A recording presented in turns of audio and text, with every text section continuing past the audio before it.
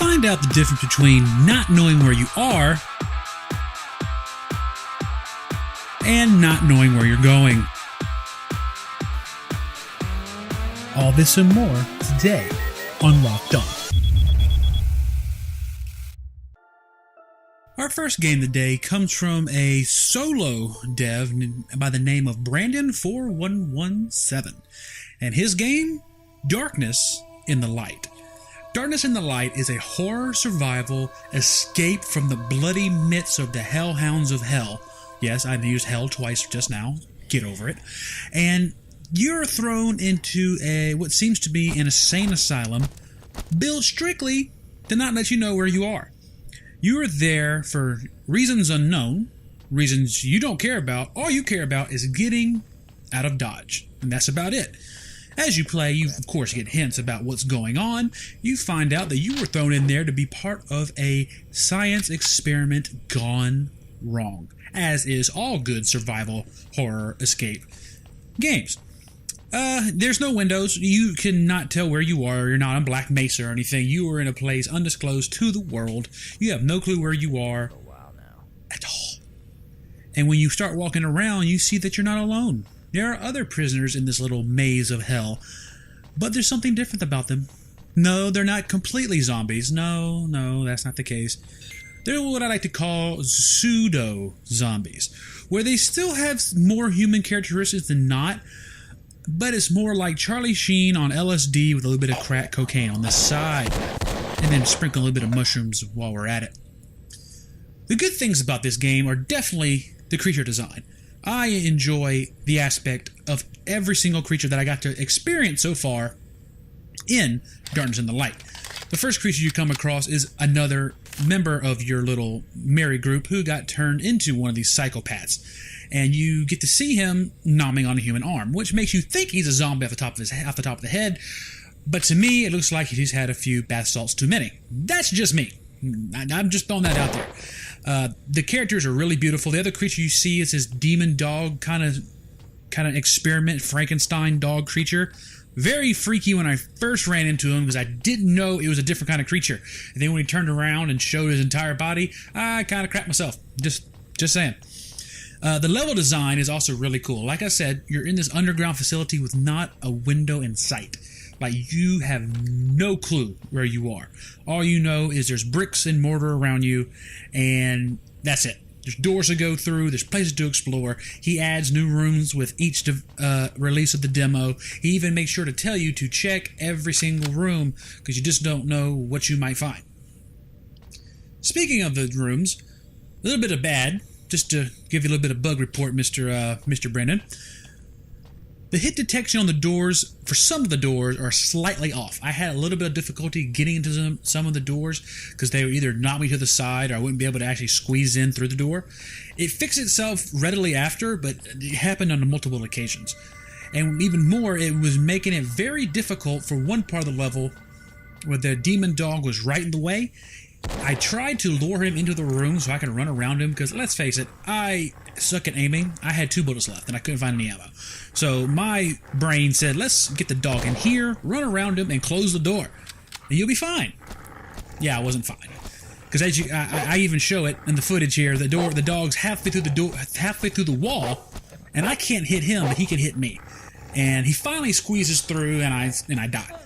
Which brings me to number 2 on the bug list, is his sound effect. I don't know if it happens with the other zombies or pseudo-zombies, but for the big dog himself, if you die with him near and he's growling and snarling at you, that growling and that snarling doesn't stop. It continues to go on and on as you continue to play. I even tried to save and reload to see if that would stop it. The sound persisted. It didn't stop until I actually restarted the entire game. So just a couple of bugs for you to go in there and just tweak a little bit, big man. But let me tell you what really blew me away.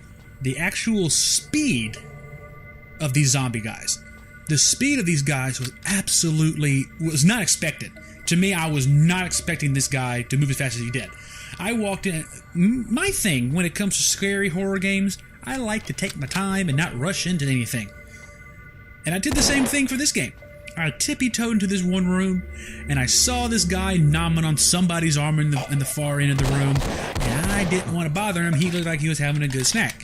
So I snuck in as quiet as I could, looked around, and the moment I took a step away from the door, it slams behind me, and before I could even react, Mr. Zombie Man was straight in my face, gnawing it off at the speed of light. Before I could even grab my gun, he was all up in my grill. And I loved it. I absolutely loved how fast they were. But the thing is, though, it wasn't all of them. Some of them were actually slower than others. One zombie in particular that was in the hallway in front of the stairwell, he shambled like a normal, slow-moving pseudo-zombie, to where you could just shoot him and kill him. So there's differences between the zombies, which is great, and I love that. Absolutely amazing. And even this early in his demos and the betas for this game, he's given us multiple weapons to play with. I found 2 different guns in a short amount of time. But then he teased me. He teased me so hard. I walked into this one room and there was a rifle. There was a rifle leaning against the bed and I couldn't pick it up. It made me so upset but happy knowing that there's more guns coming. Man, why you do this to me, Dev? Why? Why you do this to me, Brandon? Dirt in the Light. Really good game. Just a few minor bugs. Great shock factor. This dude has got shock factor down to a T. Go play the game.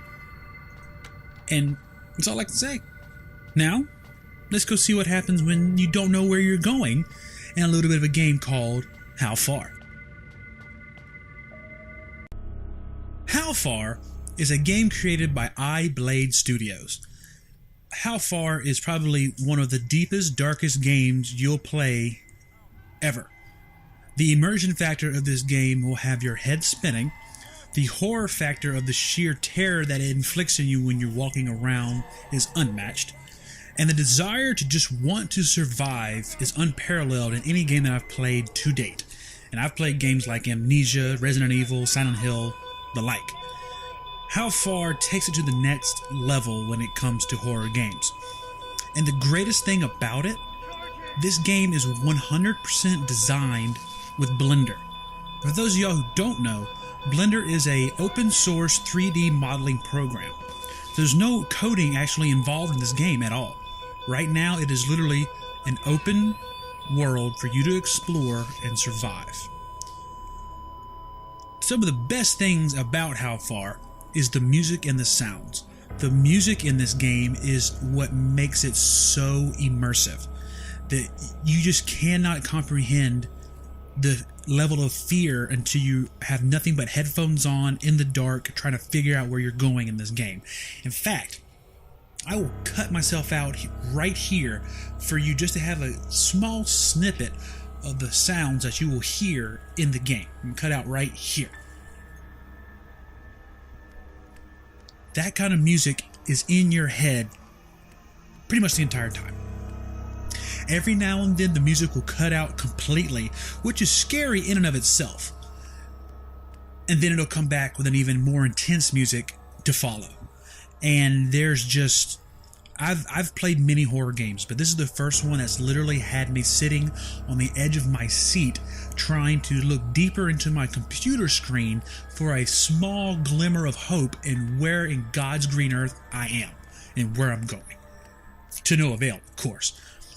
The creature design in this game, while I've only managed to run into a few, are amazing. I ran into these giant cockroaches that literally scared me crapless. I'll say it. I was scared. I mean, I can kill a cockroach. Don't get me wrong. But my wife, she's a cockroach. She freaks out. She calls me to slay the dragon. I slay the dragon and we're in good shape. These things were huge. Some of them were dead, but there was one of those buggers that were just flying straight at me, and that's when I just yelled nope and I took off. Great idea for that kind of fear into a game. And then there's this one shade of a creature that I'll get into a little bit later in the review. The level designs are beautiful as well. You start off in what looks like a hospital room. And from what I gathered, it sounds like you are in that area when people say, I saw white light. You're there. You're where the white light would be if you were dying. You can hear the hospital in the background. You can hear the doctor trying to save, I'm assuming, your life. But all you see is a room leading to a hallway that leads to two options. A chained up door which does nothing, trust me, I tried, and then this hole in the ground that has it written in blood. Is not like you have a choice. So you literally are diving in what to me seems like a jettison tube to hell, minus the fire and brimstone. So it could be this guy's play on purgatory, if I may. And it's dark. It's a dark area, and it's fantastic. Just a few little bugs or tweaks that I would suggest for iBlade. The protagonist herself that you play as, even though you don't really see her all that often because you literally have to move the camera down in order to see her figure, she is very static, like almost mannequin-like. And I would like to see a little bit more life in her in future releases of the game. Just movement of the clothing. I know it's a challenge because you're taking a big step and doing it in Blender. But if you can do everything else that you did in Blender, I'm sure you can make her a little bit more lifelike. And as for the one other little thing, her footsteps. Her footsteps are kind of, for lack of better terms, fake. They sound really weird. They sound like clapping of hands more than bare feet on the ground. Just a little tweak in there, a little twist in there, and that'll make the ambiance of the game that much more intense.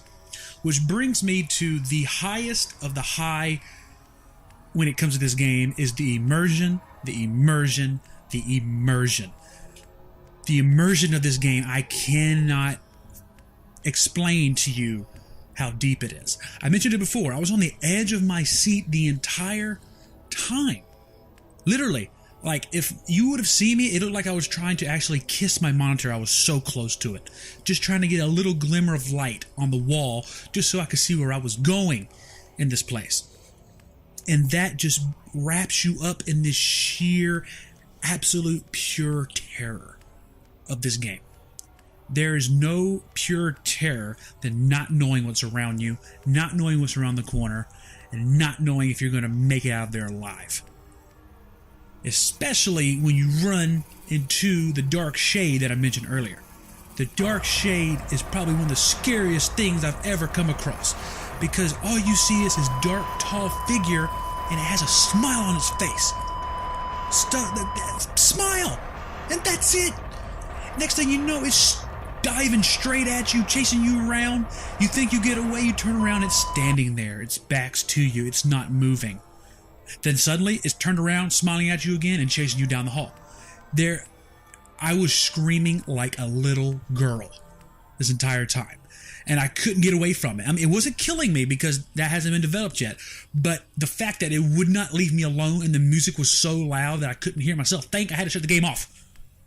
I was done. It was great. It was the greatest thing I have seen in a horror game in quite some time. So, kudos to you, iBlade, for scaring me like a little pansy. Because that was awesome, and I cannot wait to see what you do with it in the near future.